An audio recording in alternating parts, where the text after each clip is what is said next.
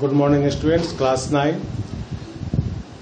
आपका जो चैप्टर चल रहा था राइज ऑफ हिटलर, और इसमें लास्ट क्लास में मैंने आपको पढ़ाया था effect of the war. World war में जो दो ग्रुप थे, axis power and central power, उसका मैंने आपको इफेक्ट बताया था। What were the effect of the first world war on the European continent and Germany पे और यूरोप पे फर्स्ट वर्ल्ड वार का क्या इफेक्ट पड़ा था, ये मैंने आपको लास्ट क्लास में बताया था। उसमें सोल्जर्स को का ग्लोरिफिकेशन किया गया और आपको Weimar Republic, socialist and Catholics को टारगेट किया गया।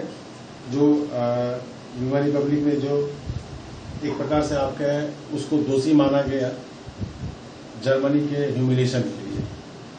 तो ये मैंने आपको पढ़ाया था फर्स्ट वर्ल्ड वॉर के इफेक्ट जर्मनी पे।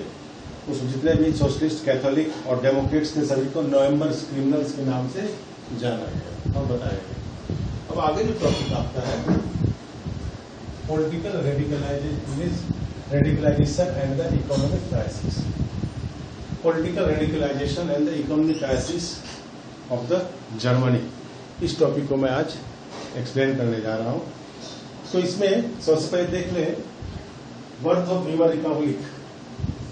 जैसा कि मैंने आपको इसके पहले पढ़ाया है, वर्ल्ड वार के बाद वीमर रिपब्लिक का जन्म हुआ, जो कि जिसे रेस्पॉन्सिबल माना गया humanity treaty of the Germany का फ्रांस और अदर कंट्री के साथ जो ट्रीटी हुआ, उसके ह्यूमिलेशन के लिए वीमर रिपब्लिक को रेस्पॉन्सिबल माना गया। सेम टाइम लेकिन वीमर रिपब्लिक का जो जन्म हुआ, उसके साथ साथ एक अलग सोशलिस्ट स्पार्टिस्ट लीग का भी फॉर्मेशन हुआ, अपराइजिंग हुआ। साथ साथ एक साइड तो वीमर रिपब्लिक का फाउंडेशन हुआ, लेकिन साथ साथ स्पार्टिस्ट लीग का भी फॉर्मेशन हुआ। यूं कहें अपराइजिंग हुआ, सब एक साथ ही हुआ, इसलिए कहा गया इसको कोइंसाइडेड कहा गया। जो पैटर्न था स्पार्टिस्ट लीग का, वो पैटर्न था आपका बोल्शेविक रिवॉल्यूशन इन रसिया। जैसा कि बोल्शेविक रिवॉल्यूशन रसिया में हुआ था, उसी की तरह और उसी पैटर्न पे जर्मनी में जैसे बोल्शेविक का राइजिंग हुआ रसिया में, उसी तरह स्पार्टिस्ट लीग का राइज हुआ आपको जर्मनी में।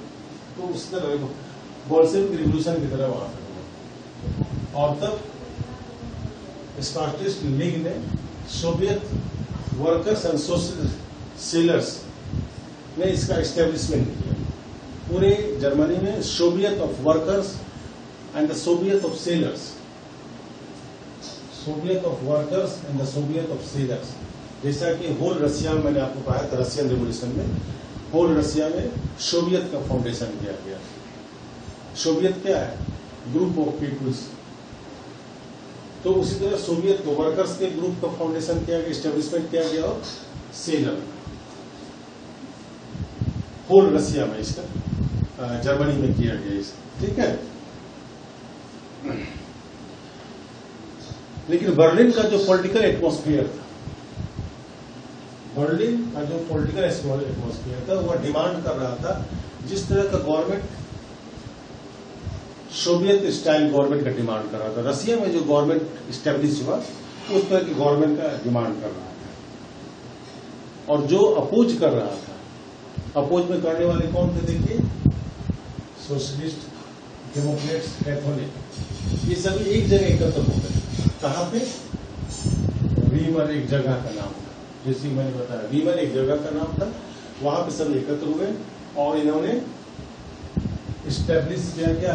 डेमोक्रेटिक रिपब्लिक का फाउंडेशन किया। किसने किया? देखिए, बर्लिन, स्पेशली जो जर्मनी की शहर थी बर्लिन, वहां पे डिमांड होने लगा किस तरह की गवर्नमेंट का? Soviet style of government. यहाँ सोवियत स्टाइल ऑफ गवर्नमेंट से मतलब है रसिया में जो गवर्नमेंट, जिस तरह गवर्नमेंट चल रही थी, उस तरह की गवर्नमेंट का फॉर्मेशन यहाँ डिमांड हो रहा है।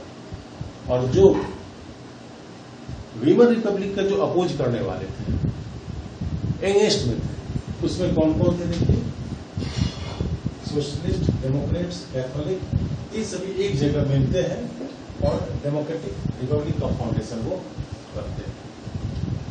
और वीवर रिपब्लिक ने क्या किया, क्योंकि वीवर रिपब्लिक के अपोज में थे ये सभी सोशलिस्ट, डेमोक्रेट और कैथोलिक, तो वीवर रिपब्लिक ने क्या किया, इन सभी अपराइजिंग को क्रश कर दिया। किसके?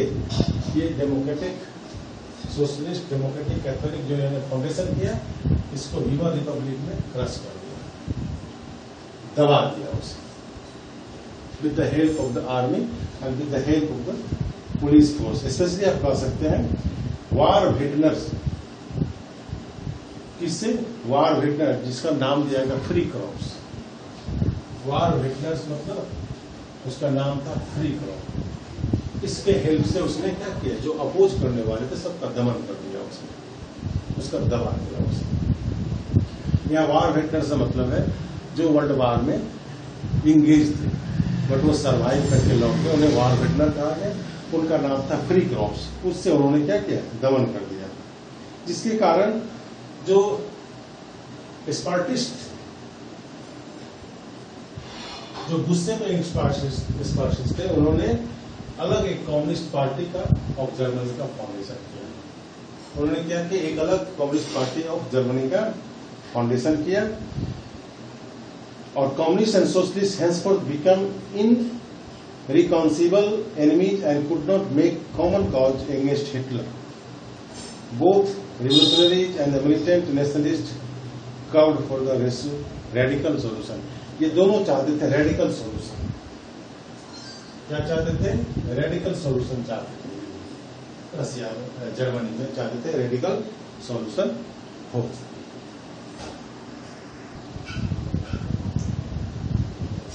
इसके पहले मैंने बताया आपको पॉलिटिकल रेडिकलाइजेशन।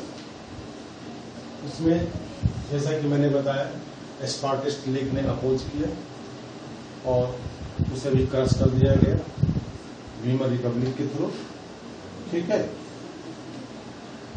इसके पॉलिटिकल रेडिकलाइजेशन के साथ साथ जर्मनी में इकोनॉमिक क्राइसिस आ गया 1923 में। Economic crisis just after the world war, economic crisis बड़े पैमाने पे, क्योंकि पता है जर्मनी जिसने जो लड़ाई लड़ी थी उसने टोटल लोन पे लड़ाई लड़ी थी। जो भी उसमें इन्वेस्टमेंट हो रहे थे वो सारे उसने लोन भी रखे थे, कर्ज ले रखे थे, और कर्ज पे वो लड़ाई लड़ी गई थी।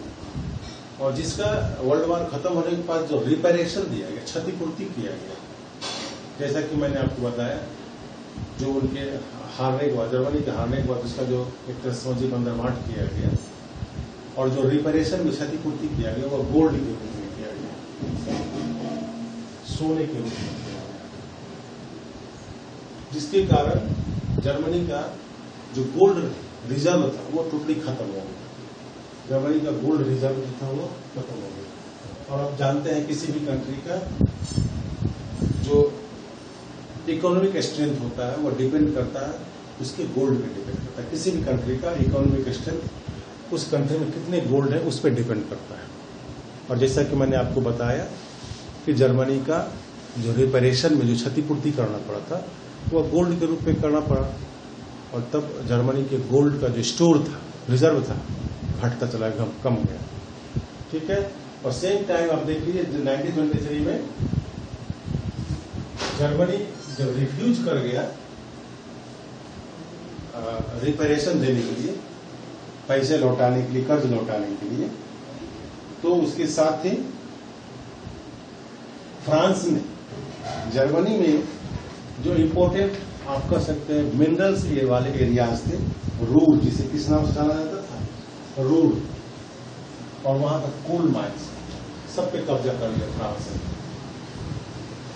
कंट्रोल कर लिया। और लास्टली जर्मनी को अपने इकोनॉमिक डिप्रेशन के कारण जर्मनी ने क्या किया, अपने यहाँ करेंसी का रेकलेसली प्रिंटिंग स्टार्ट कर दिया। बड़े पैमाने पर करेंसी को प्रिंट किया उसने। और आप जानते हैं जब करेंसी का और नोट का प्रिंटिंग अधिक पैमाने पर किए जाते हैं तो उसके वैल्यू घट जाते हैं। जर्मनी का करेंसी था मार्क, और वो क्या हो गया, घटता चला, उसका वैल्यू इंटरनेशनल मार्केट से देखा गया और इंटरनेशनल करेंसीज देखा गया तो वैल्यू घटता चला गया। और जब वैल्यू घटते हैं किसी भी करेंसी के तो क्या होता है, गुड्स के प्राइस, उस कंट्री में गुड्स के प्राइस बढ़ते चले जाते हैं, गुड्स के प्राइस बढ़ते चले जाते हैं। और जर्मनी में ऐसा ही हुआ, गुड्स के प्राइस बढ़ते चले गए, अनएम्प्लॉयमेंट क्रिएट होने लगा और इस सिचुएशन को क्या नाम दिया गया, हाइपर इन्फ्लेमेशन कहा गया। क्या कहा गया, हाइपर इन्फ्लेमेशन। एक ऐसा सिचुएशन होता है, a situation in when prices rise phenomenally high, बहुत तेजी से जब प्राइस हाइक होता है गुड्स का किसी भी कंट्री में, तो उस सिचुएशन को हाइपर इन्फ्लेमेशन के नाम से जाना जाता है। क्या जाना जाता है, जब किसी भी कंट्री में गुड्स के प्राइसेस हाइक हो तो उस सिचुएशन को हाइपर इन्फ्लेशन के नाम से जाना जाता है। और इसका शिकार जर्मनी हो गया बड़े पैमाने पे, यहां तक कि एक ब्रेड लेने के लिए जर्मनी में the image of Germans carrying cart load of currency notes to buy a lot of bread, lot of bread, एक ब्रेड का पैकेट लाने के लिए जर्मन के पीपुल को एक छोटे से ट्रॉली पे नोट भरकर ले जाने पड़ते, तो बड़े से थैले में भरकर उसको ले जाने पड़ते थे। ठीक है, ये सिचुएशन हो गया था हाइपर इन्फ्लेशन का जर्मनी में। हालांकि बाद में यूएसए के इंटरवेंशन से, अमेरिका के इंटरवेंशन से जर्मनी को थोड़ी राहत मिली और अमेरिका ने एक प्लान इंट्रोड्यूस किया, उस प्लान को नाम दिया गया Dodge plan.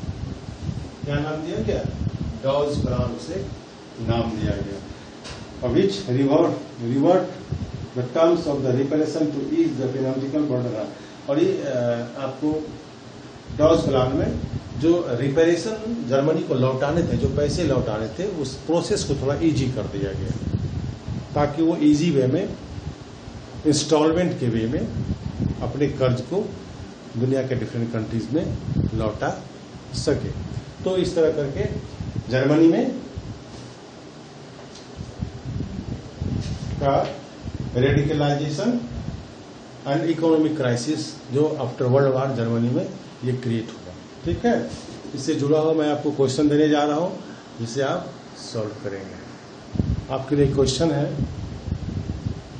Explain Dawes plan and the hyper inflammation. मैंने बताया आपको डॉज प्लान किसने इंट्रोड्यूस किया, यूएसए ने इंट्रोड्यूस किया, और जिसके कारण जर्मनी को अपने लोन लौटाने में बहुत इजी फीलिंग हुई। और सेकंड आपको करना है, एक्सप्लेन करना है हाइपर इन्फ्लेमेशन को करना है। Okay, thank you.